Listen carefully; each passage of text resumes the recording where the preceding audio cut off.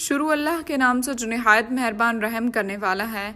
या आसमानी बरसात की तरह जिसमें अंधेरियां और गरज और बिजली हो, मौत से डर कर कड़ाके की वजह से अपनी उंगलियां अपने कानों में डाल लेते हैं और अल्लाह तबारक व तआला काफिरों को घेरने वाला है। करीब है कि बिजली इनकी आंखें उचक ले जाए। जब उनके लिए रोशनी करती है तो उसमें चलते फिरते हैं और जब उन पर अंधेरा करती है तो खड़े हो जाते हैं। और अगर अल्लाह ताला चाहे तो उनके कानों और आंखों को बेकार कर दे। यकीनन अल्लाह तबारक व तआला हर चीज पर कुदरत रखने वाला है। ऐ लोगों, अपने उस रब की इबादत करो जिसने तुम्हें और तुमसे पहले लोगों को पैदा किया। यही तुम्हारा बचाव है।